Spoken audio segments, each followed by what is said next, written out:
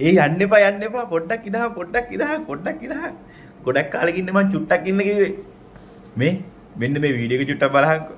අපි ටිකට් ගත්තේ සූර සරදියල් බලන්න. මුන් තිරගත වෙන්නේ වැඩබරි ටාසන්. උඹලා ආවේ සූර සරදියල් බලන්න. දැන් පෙන්වන්නේ වැඩබරි තාසන්ද? කරන්න දෙයක් නැහැ. උඹලට හොඳ වැඩේ. හරියට බලන්න නැතුව ටිකට් ගත්තා නම් දැන් ඉතින් බලපල්ලා. පස්සේ තේරෙයි. බලලා ඉවර වෙලා නැගිටලා ඇවිල්ලා ඔය කියන කමෙන්ට්ස් දෙකම ඇත්තටම තරහ වෙන්න එපා. කුරුළු සතුටක් දැනෙනවා. මොකද දන්නවද?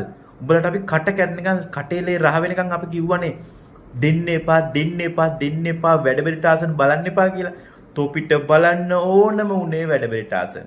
සූරසරදිවල් බාගෙට යනකොට උඹලට බලන් ඉන්න බැරුව නැගිටලා වැඩබරි ටාසන්ට ටිකට් අරන් වාඩි වුණා. දැන් සැපද?